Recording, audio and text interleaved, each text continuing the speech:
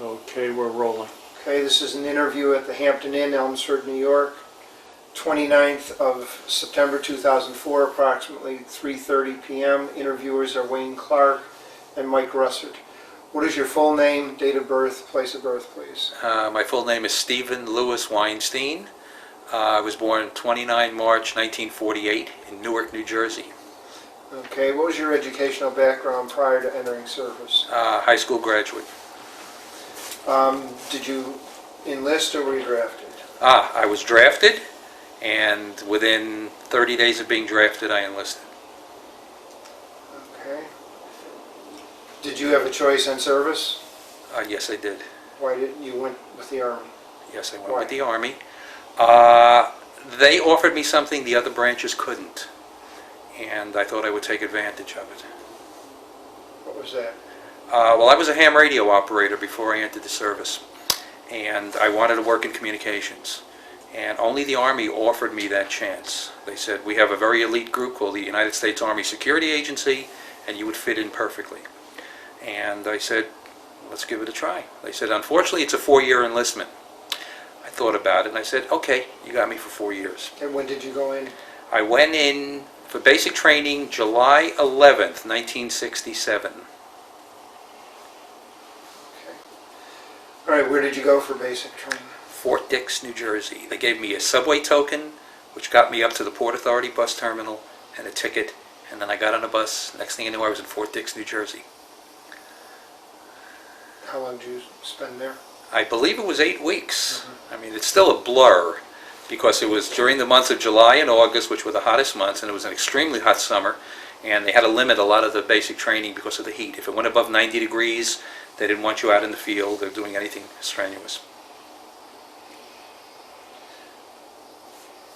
In retrospect, do you think you had enough training, sufficient training there? Or did you go on to an advance? Well, I went on to advanced training. I went up to Fort Devens, Massachusetts from there to go through the Army Security Agency's Morse Code School. Now, I knew Morse Code before I went in the Army. And you had a 39-week course, and in that 39 weeks, they expected you to copy 20, they called it groups per minute. It was 20 words per minute, as I knew it, Morse Code. Now, I knew Morse Code before I went in the Army, and it was no problem to copy 20 words a minute. And the only problem is you had to do it on a typewriter, which they called a mill. And it was only uppercase, no lowercase. And I had never typed before. And the odd thing about it was there were no letters on the keyboard.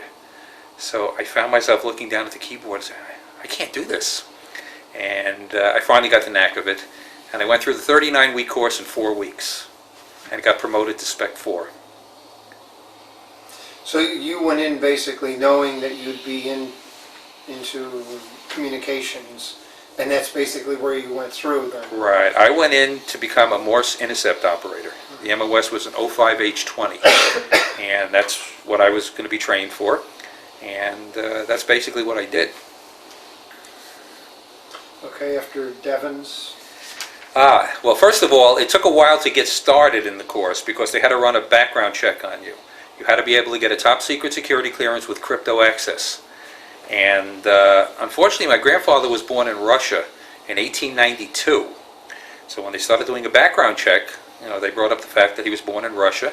They wanted to know if he was still in contact with any of his relatives there. I said, not as far as I know. You were still living at that point? Yes. Yes. They asked him if he still had family there. He said he had no idea. He came to the United States in 1915 and had not made contact with anyone in Russia. Well, it took about, I'd say, a good 12 weeks before my security clearance came through. And during that 12 weeks, I spent most of it on KP at Fort Devens. They had a very famous mess hall there called Consolidated Mess Number 4, Con 4 as it was known. And I started out in the kitchen, and then I became, since I was there so long, I became a DRO, a dining room orderly. And finally, my clearance came through, and I was able to start the school. And it was an interesting experience. Could you tell us a little bit about it? I had never experienced anything like that. I mean, I'm an only child. I lived at home with my mother and my grandfather. But to cook for 300 or 400 people was very interesting. The quantities and the size of the pots and what they did in the kitchen was very interesting. had to get up at 3:30 in the morning to get set up for breakfast. I mean, they were very long days. The weather was starting to turn in Massachusetts, starting to get very cold up there, and I just said, and they said to us, oh, by the way, if you don't get your security clearance, we're turning you over to the Department of the Army, and it's up to them what they want to do with you for the remainder of your enlistment. And I really panicked, because I thought about carrying a rifle in the jungle, and I said, no, this is not for me. Also, by the way, they told us that, oh, the Army Security Agency is a great thing to go into because they're not in Vietnam. And I go, oh, wow, I said, there it is, I won't go to Vietnam. Well, I later found out that the ASA, as it was known, is not called the ASA in Vietnam. It was under a cover name, which was the 509th Radio Research Group, which was really the 509th ASA group. So they basically told me a little bit of a story, which aggravated me at the end when I got my orders to report to Saigon. Okay, I guess, if you just tell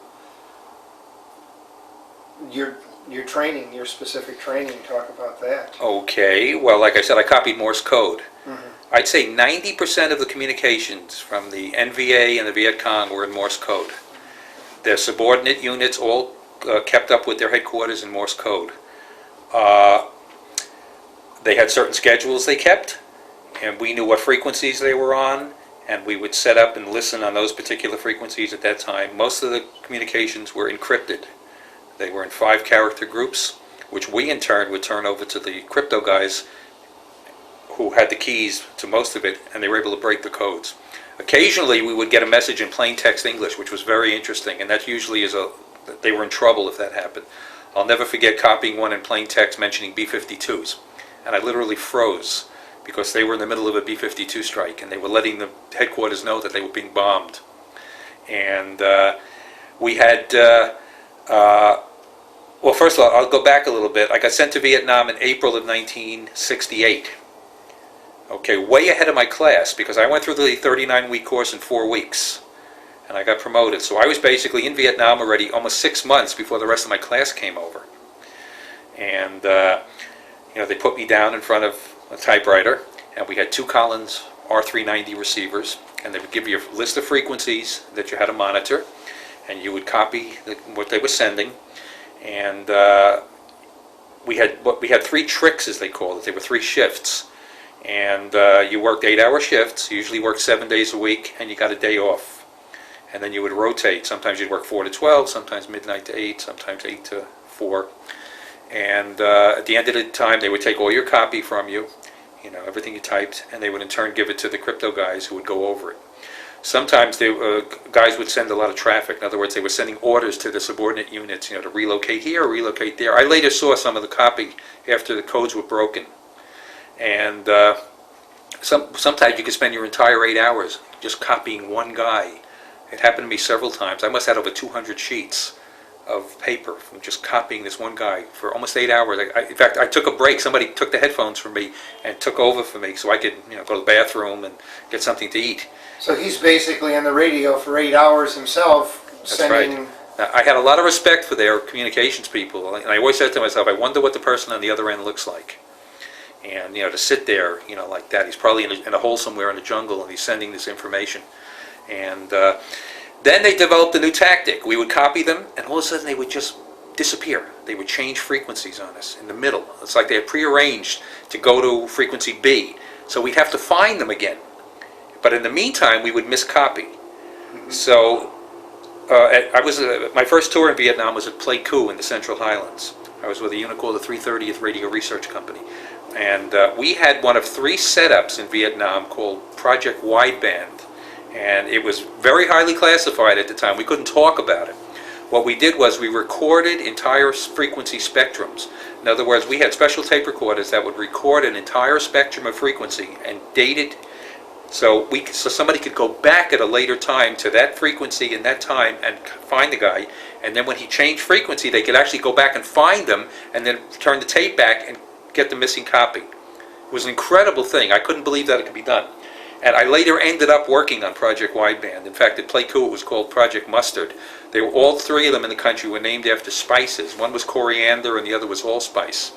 I don't know whose idea this was, but they were all named after spices. And it was an absolutely incredible thing. I mean, when guys would miscopy, at the end of their shift, they would turn around and give us the times and frequencies, and the guy who was on, would take that tape, put it back in the machine, go back to that frequency and time, and then tune around and find the guy and get the missing copy. And to this day, I still think it's incredible that it could be done. So we would copy, like I said, we worked 7 days a week, maybe we'd get a day off. And after a while, it really got to you, sitting and copying Morse code. We were known as diddy boppers. That's what the guys called us. And it could really give you a headache sitting there for 8 hours listening to that. I was used to it being a ham operator. I didn't mind it, but some of the other guys really found it tough to sit. Now, on the bases where you were, you couldn't discuss what you were doing at all, and no one had an idea of what you were doing? No. We were on a place called Engineer Hill in Pleiku. It was mostly engineers. In fact, the entire hill was engineers, except we were at the far end of the hill away from everybody else. And you couldn't get near our company. We had our own MPs, and everyone wore security badges. And we had a big antenna field. We had wire antennas set up in all different directions for all different frequencies. And people wanted to know what we were doing there, and we couldn't talk about it. Checking propagation, for sunspots, we'd give them excuses. Everybody wanted to know what we did. We had mama-sans that came onto the base to work for us. They did our laundry, they made our beds. I think everybody had that. They had no idea what we did. One of them asked me one day what we do. And I told her, I said, we play with radios. She sort of looked at me kind of funny, but we couldn't say anything more. So you really couldn't talk about it. We had our own enlisted men's club. We didn't mingle with the other people. But the crazy thing was, we were at the very edge of the hill, the very end of it. We had our perimeter on two sides, and we had to pull our own guard duty. The colonel from the engineering unit made us pull our own guard duty. Now, everyone on our unit had top secret security clearances. When the commanding general of ASA in Vietnam found out about it, he came up and he raised hell with the engineers and saying, these people cannot pull their own guard duty.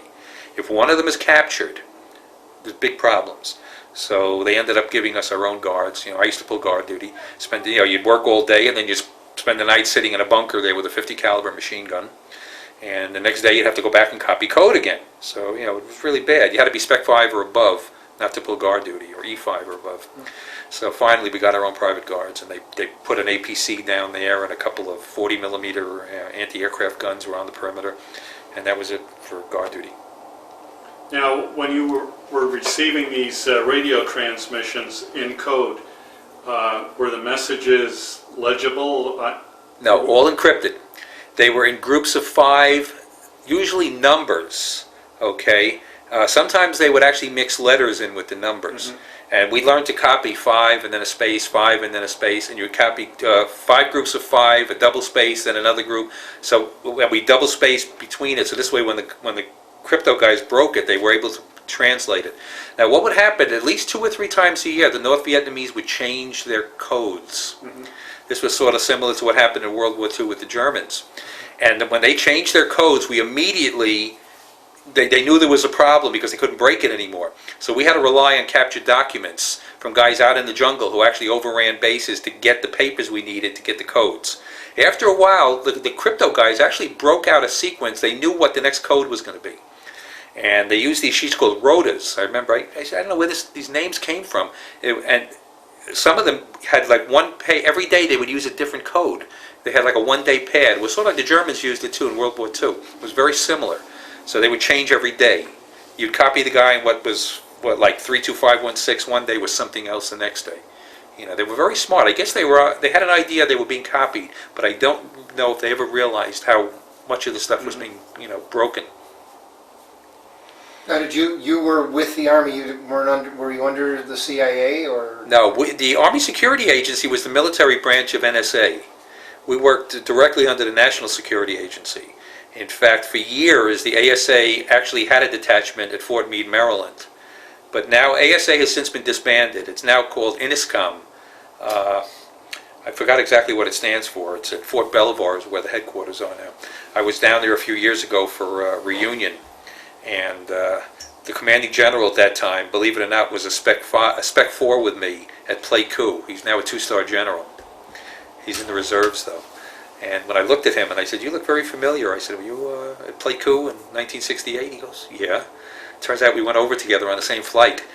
And he stayed in and he got a 2nd star. And I was like shocked when I told my wife.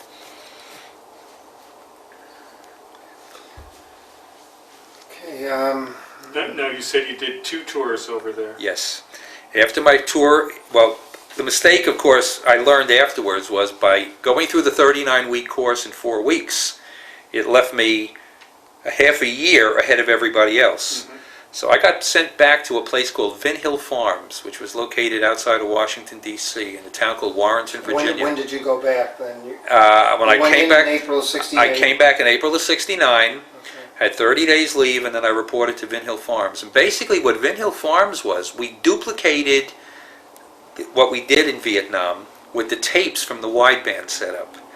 After the wideband tapes, a week later, they were shipped back to the United States, and they were shipped to Vin Hill Farms, where they had rooms full of guys sitting and copying everything all over again, just in case if something was missed. It gives them a chance to get it again. So basically, I was duplicating the mission, which was a week and a half old, because by the time the tapes made its way back, it was at least a week and a half. So I was in Vin Hill Farms probably for about 5 months, and I said, I don't particularly care for this. And then I heard that they were shipping guys out for new assignments. And ASA had some very unusual assignments. One of them was Shimia in Alaska at the very end of the Aleutians, where they copied the Russians. There was another assignment at Sinop in Turkey, right on the was it the Red Sea? Not the Red Black Sea, Sea. the Black Sea, right? And they also copied the Russians. We also had bases in Okinawa, in Japan. Germany, of course, but being single, chances are I would go to one of these, what they call a hardship tour again, because if you're married, they wouldn't send you to Shimia because you couldn't bring your wife. So I said, the last thing I want to do is to spend a year in the Aleutians. I said, so I went back and I asked the colonel at the base, I said, can I ask you something? Can I volunteer to go back to Vietnam? And he looked at me and he goes, why? I said, well, I know the mission. I said, why should you send somebody back who doesn't? I said, I do have a request, though. If I do go back, I want to go to an aviation unit. The Army ASA had 5 aviation units in Vietnam, doing something called ARDF, Airborne Radio Direction Finding, and that's what I wanted to do. So the colonel said to me, well, he says, if you can pass your flight physical, I'll send you back. I said, I have one other request.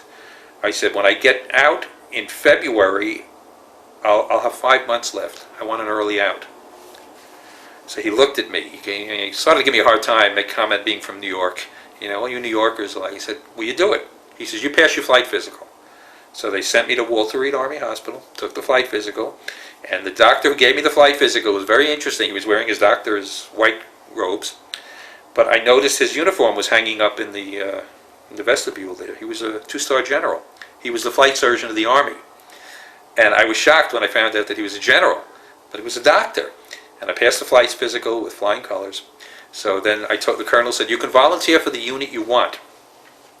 So we had a unit in the Trang up the coast from Cameron Bay, 144th Aviation, and I knew where it was right on the beach. It was a gorgeous place, almost like a country club setting. The hooches were right on the water. You get up in the morning, go for a swim. So I volunteered to go back to the 144th, and they cut orders to the 144th. Got 30 days leave. Showed up in Travis Air Force Base, well, actually in Oakland, and got sent to Travis, flew to Vietnam again. I got to our headquarters in Saigon, and I showed them the orders. When did you go back? This was February of 1970. I believe it was February 11th, 1970 was the exact date. And landed back there, and I was assigned to the 224th Aviation Battalion, which was in Long Tan, which was south of Saigon. So I show up with the orders, and they look at it and say, well, we have a problem. We can't send you to the 144th. And I go, what do you mean?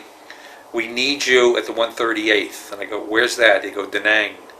And I go, oh. And I realized Da Nang was pretty close to the DMZ, and I always hear Da Nang on the news. It's always, the air base is always getting shelled and rocketed. And I go, I didn't like it, but I had no choice. And I got sent up to Da Nang, and it turned out to be a pretty good assignment. The barracks were really nice. We were like 2 blocks from the airfield. Da Nang was a very big installation. I mean, you had 2 big swimming pools there. You had movies. You had, PX was first class. We were there for 4 months. When the colonel in charge of the Air Force there decided our planes were too slow for them, we flew these twin Beach Bonanzas. And he basically asked us to leave the airbase. We were the only Army aviation unit on the airbase. So they sent us up to Phu Bai, which was about 60 miles north of Da Nang, because we had a field station up there, the 8th Radio Research Field Station, which was the biggest ASA outpost in I-Corps.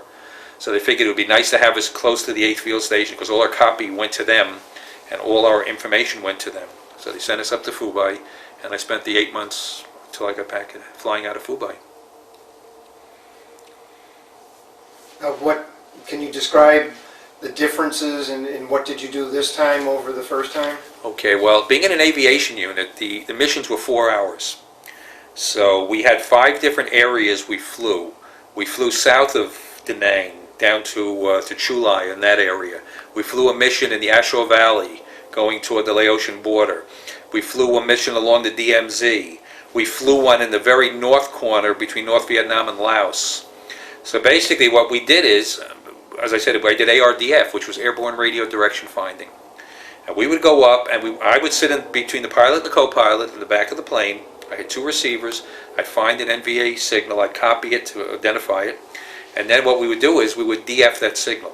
The pilot would do a 360 and look for a null in the signal, where that signal. And when he found the null, he'd go back and he'd fly into that null. And we had special equipment on the dash of the plane which gave us our ground locations. They would fly a certain distance and then go right, but he'd do some strange maneuvers with the plane. He'd make the plane go like this. It actually gets you a little seasick in the air. And then they would mark the location and they would approach it from another angle. They'd do this from 4 angles. They'd try. And wherever 3 of them fell, where they all pointed, that was the location on the ground where the transmitter was. And I'd say 6 times out of 10, we got it right. Sometimes the equipment malfunctioned. We'd go up there and suddenly the Doppler, a gadget on the dash that would give us our location, would suddenly start freewheeling. When it did that, we couldn't do anything anymore. We'd just turn around and go back. We'd abort the mission. One particular mission stands out. We got 5 fixes where they all crossed in a particular spot. And in fact, the pilot was so thrilled to see this, we had secure air to ground. We called it in to tell them that we got this location, and they asked us to stay in the area, and they scrambled Phantoms from Da Nang. And they scrambled in that area. We stayed at 11,000 feet out off in the distance, and I was listening to the guy sending, and they came in, they made 3 or 4 passes, boom, right past us, dropped bombs right on the site, and in the middle the guy stopped sending. And they called us from the ground, well, what's happening? I said, we don't hear him anymore, he stopped sending. So they felt pretty confident that they hit the site. Well, 2 days later, they brought the radio in to show us. They sent troops in there, and they found the site. They found the body of the guy with the radio still strapped to his back. It was made in China, and the key was strapped to his leg. The guy was explaining. They brought the entire radio in. It had quite a bit of blood caked up on it. It was all Chinese. They wanted me to see the radio, and I said, "This is the radio you were copying." And they said there were about 80 or 90 NVA killed in that site. They had pictures. They showed us the pictures of it, and in fact, our unit got a citation from that fix. I really wanted to keep the radio as a souvenir, but they wouldn't let me. So that was it was a good day. It really made me feel good. I feel we accomplished something because that unit had moved down across the DMZ from the north, and we were following it. And this fix showed that they had moved something like 60 miles since the last fix, and they were probably about 20 or 25 miles to the north and west of Da Nang. And it was not a place for them to be, a unit that big, and it disrupted everything for them.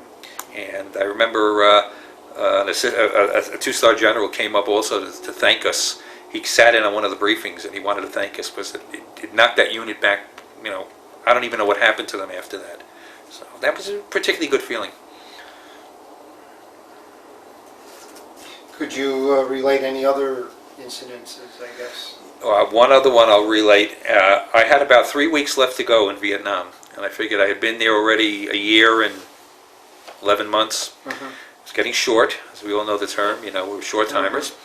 And we were flying up just south of the DMZ, and I'm looking at the dash of the plane, and a little light comes on in the bottom left corner of the plane, of the dash. And I've never seen this light before. I knew the whole dash, So I tapped the co-pilot, and I pointed down to that light, and he hits the pilot, and they're looking, and they're hitting it with their fingers, and it won't go out. Well, it went out for a second, it came back on, and the 2 pilots are talking to each other, and next thing you know, the pilot takes the throttle, and he pulls it out, and we go straight down. We were at almost 11,000 feet, and we're like going down. It was the wildest roller coaster ride I ever took. And they leveled out at about 1,000 feet on the South China Sea, And so I said, what was that all about? So the pilot says to me, you see that little light? I said, yeah. Well, it went off when we went down. He said, you see the letters IFF? And I said, yeah, what is that? I've never seen that light come on. The only time I'd see it come on is when they'd start the plane up, all the lights would come on. You know, they'd hit a button, it would illuminate everything so you'd see it. He said, it means interrogation, friend or foe. I said, what does that mean? He said, we were being locked onto by radar on the ground, probably from a SAM site. And we knew there were SAM sites north of the DMZ. We had warnings to stay out of certain areas. Well, needless to say, we got on the ground that day, I resigned my flight status. Because it was volunteer, you know, fine. I already had my hours for the month. They had to pay me my flight status. And I just sort of did things on the ground for those 3 weeks. 3 weeks after I got home, March 4th, 1971, one of our planes was shot down in that area. And 5 members of that flight were lost. And they think it was that same SAM site that locked onto us that shot that plane down. And I got a letter from one of my friends. I was home a couple of weeks, and he sent me in a letter that the plane was shot down, and one of the guys lost was the guy who slept next to me. His name was John Strawn from Oregon. I guess it really didn't sink in until about 4 or 5 years ago. I was in Washington, and I went to the wall, and I saw their names on the wall. And it really, it sort of shook me up a little bit to see that. The pilot's name, co-pilot. When NSA had the dedication from our unit, the wife and son of the pilot of that plane were at the dedication. And I was the only one from that time frame who knew the pilot and was there then. And she came over to me and she was asking me about him. They said in the report that he flew into North Vietnam. And he was sort of a hotshot. He was. I flew with him once. Captain Marker, I remember him. And he was a real hotshot. He liked to do maneuvers with the planes. And she claimed that he didn't fly into North Vietnam. It was a cover-up. Well, about a year ago, they found some of the remains of the plane. In fact, I had volunteered to go back to look for the remains. And they were putting together a team. They wanted to find the remains because of the classified information that was on the plane. But if it was hit by a SAM, I doubt if anything survived. But they did find some pieces of metal from the plane. It was in the spot they said. They interviewed villagers there who remember when the plane was shot down. And they said they took the bodies from the plane and they buried them. But no one's been able to recover the bodies. So that was a little... But it was inside South Vietnam? No. Oh, it was North Vietnam. It was north of the DMZ. Yeah, I believe they said it was 12 or 14 miles north of the DMZ. Oh, so you did? Yeah, they did straight north. Now, they were saying that since the plane was hit, maybe the plane went down in the north. It may not have been hit in the north. But we occasionally strayed into the north. I remember on one particular flight, the ground control guy asked us, our call sign was Vanguard and whatever the tail number was. He goes, Vanguard so-and-so, do you know where you are? So the co-pilot looks at the pilot and they're looking at the controls. So the guy comes back on again. He says, I suggest you do a 180 immediately. And we had gone 20 miles into North Vietnam. And he said, they're going to scramble MiGs after you. And I go, oh, that may have been one of the flights where I took the pictures along the DMZ. But we occasionally did it. If we were working a signal and we were trying to figure out where it is, sometimes we would get fixes north of the DMZ, and they told us if it's north of the DMZ, don't go after it. It's not worth it. So that really shook me up, when they said the plane went down. Were you allowed to go into Laos? We occasionally did. They did, a lot of anti-aircraft in Laos. I mean, we flew between 10 and 11,000 feet because we didn't have oxygen on our planes. And we were sitting duck. I mean, a lot of the hills there were 5,000 and 6,000 feet. And they put an anti-aircraft gun at 5,000 feet. We could easily get shot down. They didn't like us doing it, but if we were working a fix and it was a good fix, and we needed that extra to come in from another angle, they would, they'd say, go ahead and do it. And it always made me a little nervous, because that was such a no man's land. We'd fly, we'd go across the border there. We could actually see the Ho Chi Minh Trail, right along, and some people go into Laos, from 10,000 feet, you could easily see vehicles moving down the Ho Chi Minh Trail. It was very strange to fly over it and see that. I don't know what the people on the ground thought of our planes. They flew very slowly. They were very loud. They made a lot of noise. The engines were extremely loud. And sometimes we'd be working on a fix, and we'd fly over an area, and suddenly the guy would stop sending. We'd fly away from the area, he'd start sending again. So evidently they were suspicious of what the plane was doing flying around. I don't think they had any idea what we were doing, but they weren't taking any chances. What kind of markings did you have in the planes at all? Just said U.S. Army. I mean, that was it. A tail number, of course, and it had our battalion, our planes, our battalion. We were known as the Lonely Ringers, and the logo was like a pussycat. It was really a tiger, and it had its tail sticking up with a bandage on the tail. It was a really cute little thing, and they had it on all the planes. But again, I have no idea if they had any idea what the planes were doing. We also had a couple of planes later that did something called side-looking infrared radar. They fly a straight line and they look for body heat. It would scan the ground and look for any body heat or any movement. We had 2 of those. I never flew in one of those. Those guys, that was special. We couldn't even look at those planes. Even with our top secret security clearance, we didn't have the need to know. So we couldn't even walk over there to look at them. I do have one picture I took of one of them on the ground, but they were very interesting planes. They were OV-10 Broncos. It only had a pilot and an observer. So the observer had to know how to fly the plane in case something happened to the pilot. With me, I was up there with a pilot and a co-pilot. So if something happened to the pilot, hopefully the co-pilot could fly the plane, because I sure couldn't. But it was an interesting experience. It really was. And I'm glad I went back to an aviation unit. It was, I learned a lot. And, being in the air, working a 4-hour mission was fantastic. It was a lot better than 8 hours a day, 7 days a week. We had 2 days off at a time. And if I caught the very early mission, I'd be back by 10 in the morning, and I'd have the entire day off. I could do what I want. Although they found stuff for us to do, paint rocks, things like that. When did you leave your second tour? I left on February the 10th, 1971, and I realized that I got back to Oakland 1 day early. I should have gotten back on the 11th. They got me out on a flight earlier. And all the way back, I kept thinking, I'm coming back 1 day early. I said, they may say, we're not giving you the early out. You're back 1 day early. I had 5 months and a day left. I was so scared. I said, they're going to keep me for the 5 months. But I went through, and it was interesting. We were supposed to land at Travis Air Force Base. We ended up landing at San Francisco International Airport because Travis Air Force Base was socked in fog. And here we are landing at San Francisco, getting off a plane in jungle fatigues. I mean, everybody's looking at us. I remember it. And then they bust us to the Oakland Army Terminal. And I spent 2 days there processing out. And that was it. They didn't say anything to the fact that I got back 1 day early. I was scared.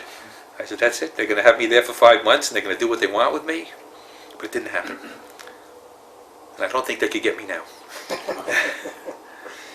Now, you had some photographs. Did you want to get some of those on tape? It's up to you. I have quite a few photographs. I always took a camera up with me on the flights. Back in those days, they didn't want us to show the photographs around because the areas we flew were classified.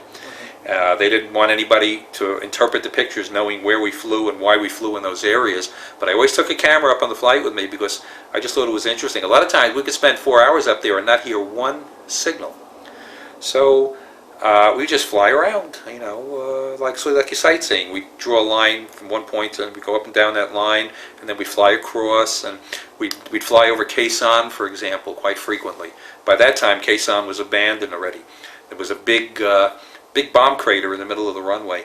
And it was interesting. We always had a list of emergency runways in case we encountered a problem and we had to make an emergency landing. There were 3 airfields in the Ashore Valley. And I remember flying over these airfields and looking at them. I mean, it was just pot-marked with B-52 craters. And I said, there's no way we could ever land there. Absolutely no way. One of our flights went up one day, and we took all the secure information with us in a big canvas bag. And the observer would carry that bag out and put it in the plane. Well, that particular plane had a problem with the door on the side, and at 11,000 feet the side door opened up and all the classified documents got sucked out of the plane. And I remember what went on. They sent a couple of infantry groups in there to try to find the documents. I mean, at 11,000 feet, who knows where they ended up, or even if they made it to the ground. And if they did, what condition, and who would know.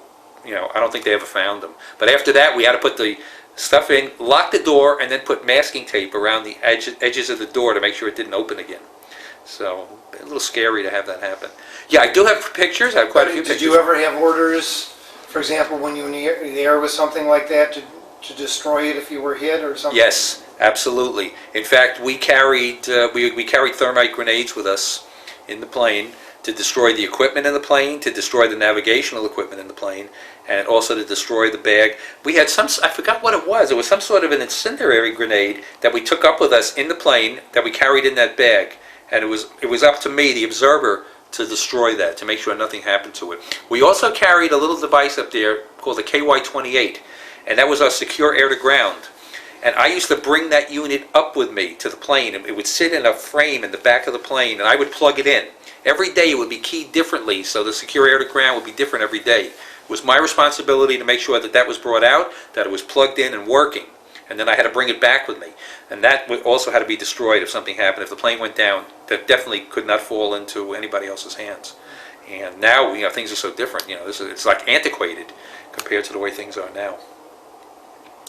Now you, the second tour, you also didn't have much contact with other units, or? We really didn't. We were on the side of the airbase in Fubai with helicopter units. There were a couple of Cobra gunship units. There were units with Chinooks, with Huey slicks, the most unusual Hueys I've ever seen with the miniguns on the side. Mm-hmm. And I had never seen that before. And then the Cobras came in there. But we were the only fixed wing at Fubai at that time. And we had our own separate company area. We ate at the 8th Radio Research Field Station. And to get into that field station, you had to show your badge, your security badge. And they had their own private security, they had their own MPs. You couldn't get near that place. It was a very secure area. But it's really funny. During the rainy season, the Mama-sans that worked with us, we couldn't get our clothes dry, as anyone who's over there knows, with 6-7 months of steady rain.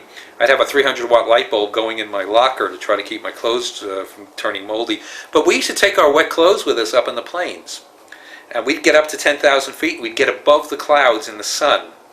And we'd string the clothes out in the plane. When I think about this, it was so funny. Somewhere I have a picture of all the clothes hanging in the plane. And we'd come back, all the clothes would be nice and dry, and the Mama-sans couldn't figure out how we dried the clothes, because nothing would dry on the ground. I didn't want to tell them I brought them up above the clouds in the sun to do it.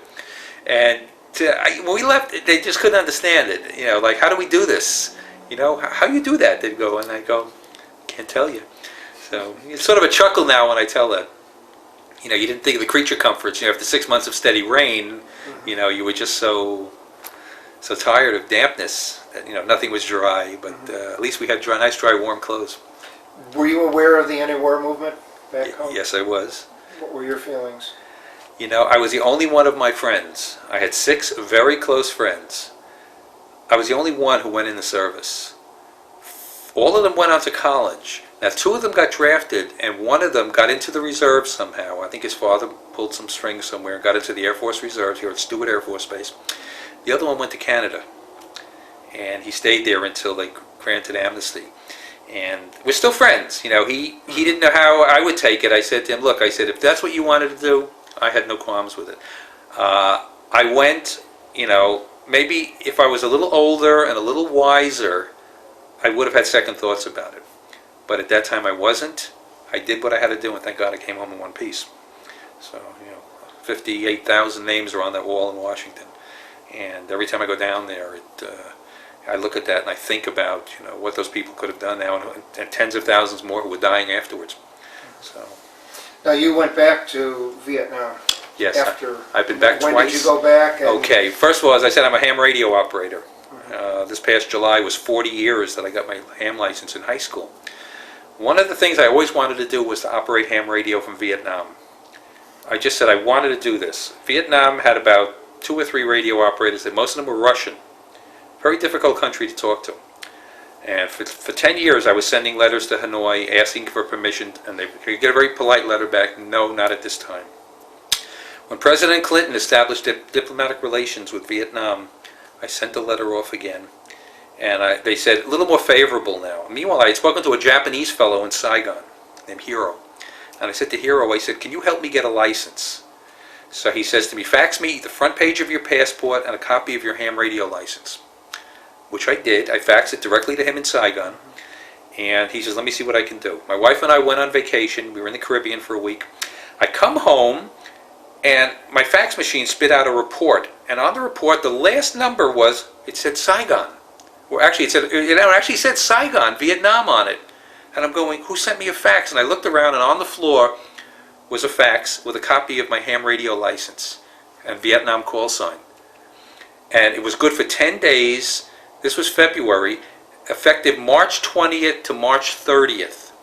So I had like 4 weeks to plan the trip, get the visas, get the hotel reservations, and the most important thing was to get the visas. Luckily, living in New York, I went down to the United Nations. I saw the Vietnamese mission to the UN. I gave them my passport. I showed them the radio license. In 4 days, I had my passport back with the visas. I did some checking, and I found a nice hotel in Saigon. I called them on the telephone. I woke up at 3 in the morning. It's 12 hours difference in time. I called them, and a girl answers very nicely in English, and I told her, I'd like to get a room in your hotel. She said, yes. I said, by the way, I'm calling from New York. And she said, New York? She couldn't believe it. And booked the flights. My friend Les went with me. Les is a little bit older. And we arrived in Saigon just shy of 30 years to the day that we arrived March 20th. I arrived April 23rd, 1968. Just a month shy of 30 years. And it was an absolutely incredible experience. Now, had you been in Saigon while you were in the service? Well, we went through Saigon. Our replacement, I spent a week in Saigon before I got assigned to the field units. So I got a little bit of taste of what Saigon was like. But coming back again, we landed at Tan Son Nhut. It was the strangest feeling being back there again. I didn't know what the Vietnamese people would think. We were treated so nice. I mean, when the young people heard us talking English, everyone wanted to talk English. I just had a wonderful time. So we were taken to the club radio station there, and we operated ham radio. We made 6,800 contacts throughout the world. It was a big success.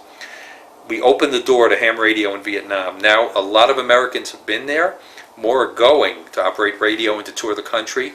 My hosts, 2 Vietnamese, one named Hao and the other named Bak Ai, both are from Hanoi, but they live in Saigon now. And Hao surprised me and took me up to Phu Bai for a 2-day trip. You know, I told him I was stationed in Phu Bai. So we went up, I landed at the same airfield that I used to fly out of, and we spent 2 days in Hue, which was the old imperial capital, and toured the whole area. Just had a wonderful time. What were the differences that you saw in Phu Bai? Well, first of all, there's no sign the Americans have ever been there. The area where our barracks were, nothing there but trees now.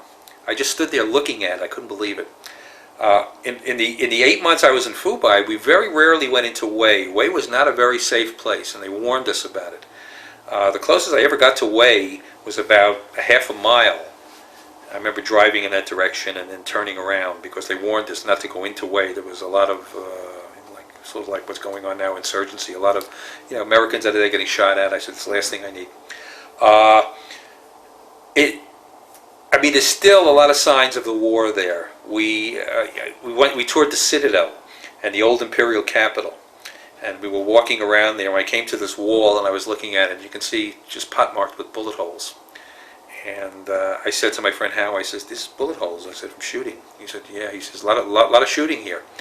And we took a boat ride up the Perfume River, almost to the DMZ, almost to Dong Ha, and it's peaceful now, and everything is green. And I mean, it was everywhere we went. It was just we were a curiosity to the people. We were at this tomb of a former emperor, and there were a group of, I thought they were probably high school students. They were all tiny, very small, girls and boys. And they heard us speaking English, and girl came over. "Are you American?" she asked us. I said, "Yes." So she called over the whole group. Turns out they were university students from the University of Hue. And they all wanted to know what we were doing here. So I said to the girl, "Well, I was here 30 years ago." And she looked at me. She goes, 30 years ago? She said, "That was during the war." I said, "Yes, I was here." And she looked at me. Her eyes were like, "Well, why did you come back?" I said, "Well, I always had a lot of respect for the Vietnamese people. The country was beautiful. I wanted to see it again." And they all wanted to have their pictures taken with us. I think we were the first Americans they ever met. And one of the girls said, "You're not what I thought Americans were like." So I said to her, "What did you think Americans were like?" She didn't want to answer it. So we had copies made of the pictures, and that night, it turns out the university was a block from our hotel. So they came over and met us in the lobby, and we had copies made, and we gave it to her. And for about 2 years, I wrote back and forth to one of the boys and one of the girls from the class. And I just lost track of them now. I'm sure they've finished with university, and they must be doing their thing now. But English is taught in the schools there. Little kids speak English. I just had a wonderful time. I just wish it was easier to get there, which I think it will be next month, because United is going to start flying direct from San Francisco to Saigon. the first direct flights from the U.S. Now, is it still called Saigon? That's the other interesting thing. When I got on the radio, I kept saying that I'm in Ho Chi Minh City. So Hal said to me, he goes, no, no, no. He says, say Saigon. But I said, wait a minute. I said, but he's, no, no, no. He says, you're in Saigon. So I'm telling everybody who wants to, we're operating from downtown Saigon. So one guy gets on there, he says, you're not in Vietnam. He said, it's not called Saigon anymore. I said to him, excuse me. I said, you're telling me I'm not in Vietnam? I said, I know where I am.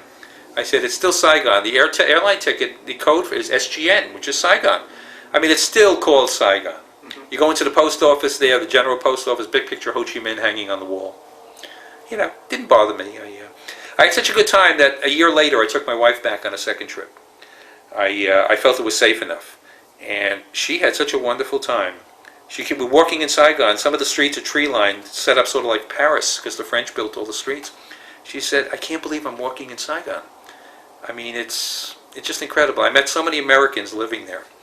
It's absolutely incredible. You know, former military people that went back there to live. And I often thought to myself, if I knew Vietnam was like this, I said, if I were 25 years younger, I would go back there. I could be very successful there, you know, help the country rebuild, help the people. I was back there around the same time as the story of around with the My Lai massacre and some of the other events, but the one with the dropping of the napalm, the famous story with the girl running that was hit with napalm. Yes. What 60 Minutes did the story on the pilot that landed his helicopter when they realized that they were strafing Vietnamese civilians. Well, I was there the same time that Mike Wallace and the crew were there in 1968, and his audio engineer happens to be a friend of mine here in New York. And we were walking in Saigon, and I hear somebody scream my name, and I turn around, it's my friend Lonnie. And he looked at me, he says, what are you doing here? And I said, well, I'm here. You know, he's also a ham operator. I told him I'm here to operate radio. I said, what are you doing here? I said, I'm here with Mike Wallace and the whole crew. We're doing a story on this helicopter pilot and his door gunner.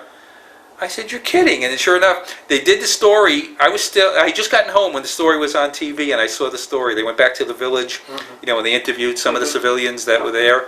And I said, I can't believe I was there at the same time. It was just like so weird to run into my friend from New York, 12,000 miles away. I mean, when somebody yelled Steve, I wasn't going to look. I mean, you know, I didn't expect anybody to know me there. But I realize it's going to be hard for some people to do. My friend's brother said to me he wouldn't go back to Vietnam for all the money in the world. I realized a lot of people had very difficult times there. It was not a picnic, getting shot at, living in the jungle, you know. But I think for me it was a great experience. I realized, you know, I was a non-combatant, but just being there, you know, you could just as easily have been rocketed and killed as anybody else. It just did something to me. It made me feel totally different, and I strongly urge people to make the trip back while you can. You know, to get rid of those ghosts, because so many of my friends still haven't. And we talk about this all the time. And I'm the only one of a group of about 8 other veterans that I know that have gone back. And I just think it was a wonderful experience. My friend's brother, he wouldn't go back. He said, oh, he just started ranting and raving. I said, well, I'm sorry you feel that way. I said, I think you would feel different if you went back. How do you, in retrospect, looking at your time in the service, how do you feel about your time in the service? How did it change your life? You know, that's an interesting question. It definitely changed my life. I had never traveled out of the United States before that. In fact, I had never been out of the New York metropolitan area. Getting on an airplane to California was the first time I ever flew that far. And then getting on a plane, I remember we left California, stopped in Hawaii, we stopped in Guam, we stopped in the Philippines. I mean, that trip took forever to get to Vietnam. And landing in Saigon, we did it at night. I remember women and children waiting there to get on that flight and take it back. I was like taken back by it. I said, what are these women and children doing here? It turns out they were the families of civilians that were working there. And of course, this was a month after the Big Tet Offensive in '68. They were still evacuating all the family members out of Saigon. I think it was a great experience. It made me aware of what the world is like. You know, a lot of Americans never leave the United States. They don't get to see the rest of the world. What they see is what they see on TV. But unless you experience it yourself, it's not the same. And I think it was a wonderful experience to me. Like I said, I'm just thankful I came home in one piece. I didn't come home with any problems, I'm not, maybe when I came home, every time my car would backfire, I'd jump and things like that. But in the long run, I came back a better person, and it made me change. I mean, look, I went over there a month after my 20th birthday. I had been 20 on March 29th, 1968. I went over April 23rd, so it was a month after my 20th birthday. I'm 56 now, so a lot of years have gone by, but I still feel that way. For me, it was a great experience. I don't think my mother thinks it that way. She just told me she has all the letters I sent her from Vietnam, which I had no idea she kept. And I also just recently spoke to a very, very old girlfriend of mine, who I had not spoken to in probably 25 years. And she also told me she has all my letters from Vietnam. I couldn't believe it. I said, how come you saved them? She said, I couldn't throw them away. She says, do you want them? I said, I'd like to see them. I really would. I said to my mother, I'd like to see the letters I wrote, because anyone was over there, postage was free. You just wrote free in the corner. So, but overall, it was a great experience. I'm looking forward to making a third trip back, hopefully this year for the Lunar New Year, for Tet. I think it'll be a little different. I don't think anybody will be shooting at me. My Vietnamese friends want me to come back, so with the new direct flights, we'll see if we can get it to work. Okay, why don't you show us some photographs?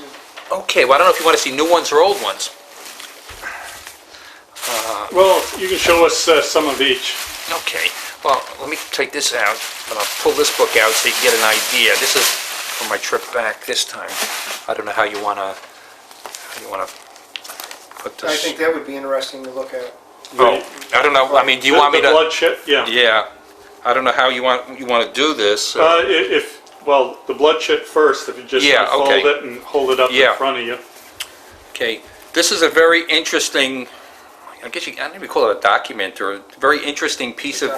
I guess it really is. This is a bloodshed, and for people who were in World War II, anyone who flew in World War II, these were usually sewn inside your flight jacket. Well, in Vietnam, our flight jackets didn't have these, but everybody was issued one. And basically what it says on it is, if you're shot down and you give this to someone and they return you to safety, they'll be rewarded. And it's in about 20 different languages, which is most of the languages that are available in Southeast Asia. Some of them I'd never heard before. Some are Filipino dialect, there's Burmese, there's Thai, there's Laotian, there's Chinese modern, there's Mandarin. Some of these, again, I don't know what they are. This was issued to me. I guess I should have returned it, but I thought it was such an interesting thing to have that I somehow kept it. And it's been folded up for the last 30-something years. Whenever we went up on a flight, the only thing we took with us was this. No identification. What kind of material is that made of? It looks like some kind of silk. I think they're made out of rayon. Is it rayon? I don't know. I thought about, like I said, ironing it, but I think it would take away some of the character of it. There is a serial number on the bottom of it, which was issued to me. Nobody ever asked me to return it, so I thought it would make an interesting souvenir, and I think I'd like to probably end up donating it to the museum, because I think it would be something interesting for the exhibit. And we flew in these planes. I don't know how well you can see these. Oh, I can focus right in. Really, you can? Yes. Yep. Okay, well the top one is the RU-8D, which is a beach bonanza. Okay, pilot, co-pilot, and observer. I sat between them. And bottom is how we got in the plane. We climbed in the door. Now, I'm going to flip this to the next page, because about halfway through my tour there, they sent over 3 of these planes. It was a special direction finding project called Left Jab. And this is the plane, one of the planes that was shot down March 4th, 1971. It did direction finding by lowering a pod underneath the plane. Instead of the plane going back and forth, they rotated the pod so the plane could fly in a straight line. And the crews were very specially trained in Fort Huachuca, Arizona. And so these may be the only known pictures of this plane in the air in Vietnam. And I remember seeing it the first time when they were up in the air with the planes. You never flew on that? No, they didn't even let us go near those planes. We didn't have the need. Yeah, we didn't have the need to know with those either. And I don't know how well you can see this, but this was Phu. This was the airfield at Phu. We're coming into land, and this picture was a little off, but you can see the runway, and straight out in the distance is the South China Sea. And talking about the airfields, these were the emergency airfields in the bottom of the Ashuo Valley. that we had to use in case of emergencies. And you can see all the bomb craters around it, all done by B-52s. This particular picture is Quezon. That's the runway at Quezon. It's maybe hard to see, but there's a giant bomb crater in the middle of the runway. It had been long abandoned already by this time. And these pictures were taken along the DMZ. All of these pictures are looking into North Vietnam. This picture on the bottom corner can show you all the B-52 craters along the DMZ. It was just incredible. We actually flew into a B-52 strike one day, and just the concussion at 11,000 feet was absolutely incredible. We were being thrown around like a toy. And it's what we lived in over there. Anyone who served in Vietnam knew these as hooches. I don't know where that word came from. But 6 of us lived in one of these things, and it looks kind of ratty, but somehow we managed to survive in there. There were no windows, it was just screens, and in the rainy season it was extremely cold, and the place used to flood, and you'd walk in mud. But it was an experience, and it really was. And then, okay, these are, I don't know what other ones are here that of interest, some of the pictures from Saigon, but then, oh, this is an interesting picture. I don't know how well it'll come out. This is the imperial city of Hue, taken from about 6,000 feet. And what's interesting about Hue is that the entire city is walled and there's a moat around it. And you really don't see it until you're above the city. And we would take off from Phu Bai and fly directly north to Hue, which was about 12 miles, and there were bridges that crossed the Perfume River, and we would update our navigational equipment on those bridges. Then we would go off to work on the mission. But I always wondered what the city looked like, and on this trip back I got a chance to walk around the city of Hue, and actually inside the old imperial capital. So now I have a couple of, well, I took a lot of pictures on my trip back in 1998. I mean, again, it was an absolutely incredible trip. This, I think, is probably one of the better pictures. This is myself and my friend Les, who joined me. This is on a street in Saigon. It was about 110 degrees outside, and my friend Hero decided to get iced coffee. Vietnamese have the best coffee I have ever tasted. They grow it in Ban Mi Thuot in the Central Highlands. Incredible coffee. So here we are, 2 big Americans sitting on these little plastic stools on a sidewalk in Vietnam and Saigon. And all these Vietnamese are walking by us and looking at us. And they're like, what are these people doing here? You know, we got the funniest looks. But it was absolutely incredible. And this picture was interesting. That's the Rex Hotel in downtown Saigon. During the war, all the war correspondents stayed in that hotel. They have a pool on the roof. And they said they used to sit up there drinking at night and watching the rockets fall on Saigon. It's an absolutely incredible hotel. It's a beautiful hotel. And these are various pictures operating the ham radio, which is why we went back. And then the next day we flew up to Phu Bai. And there's a picture of me in front of the passenger terminal at Phu Bai, which has not changed in 32 years. The building looks the same. The control tower is off to the side. Absolutely incredible. And these pictures are taken in Hue. This is the bridge. Well, not the actual bridge, but this is the bridge that we used to update on. I found out in 1975 the Americans destroyed the bridge to try to keep the NVA from advancing south. They bombed the bridge, so this one was rebuilt. But I actually got a chance to walk across the bridge, so it was an interesting experience. And then we went up and down the Perfume River on a dragon boat. I mean, the country is beautiful, the people are friendly, and I just want to flip real quick.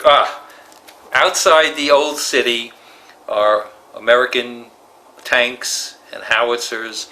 They've been sitting there. And we asked the driver to stop. Actually, my Japanese friend Hiro got a kick out of this. He wanted to take a closer look at them. A couple of APCs, a couple of tanks, 175 millimeter howitzer, just sitting there. I mean, there's no signs or anything like why they're there, but it looks like we left them there leaving the country. So, kind of interesting that this stuff survived. And I'm going to go very quickly.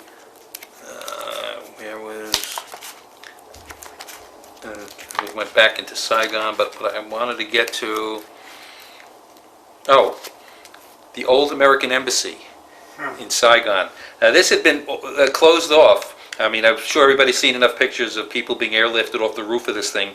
When I went back the following year, the building was gone. They knocked it down. So I'm glad I got a chance to see it.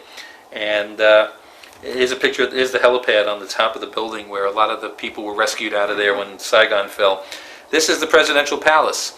You see the famous picture of the NVA tanks coming through the gates. Well, the tank that knocked the gates down is sitting to the right of the palace on a pedestal. And it was just so weird to see this. So, one thing that struck me, I'll turn this sideways for a second, if you could just zero in on this picture. This was on the side of a building, and it's a map of Vietnam, and on the top it says, Vietnam is not a war, but a country. That sort of said it right there when I saw it. It was on the side of a store, and I just had to take a picture of it, here showing the whole country, reunited. So, and it's just, to describe, while I was there, I celebrated my 50th birthday, which was very interesting. So my Vietnamese host decided to throw a birthday party for me, and had an incredible cake, and we were in the middle of operating radio, and they made us stop, and my friend Hal came with his sons, and Buckeye with his daughter, brought me flowers, and we had a birthday party, and it was really nice, a picture of me cutting the cake, my 50th birthday. So it was a very memorable 50th birthday. My 20th I spent in Saigon, and my 50th I spent in Saigon. So, and... There's no tape left. Well, we still have about 30 seconds. Okay, and these are, let me just very quickly find brand new churches in Saigon. For a communist country, I was very surprised to see churches, and they're all over the place. A lot of brand new high-rise buildings. There were 2 40-story buildings there. And then we left out of the old Tan Son Nhut Airport, which is now the International Airport. And it was just an incredible experience. And there's my friend Les and I and our 2 Vietnamese friends as we left. And it's just an incredible, when I think about it now, the fact that I went there, it's still a dream. Okay, perfect. All right, well, thank you very much. Thank you. Oh, my pleasure. I think that was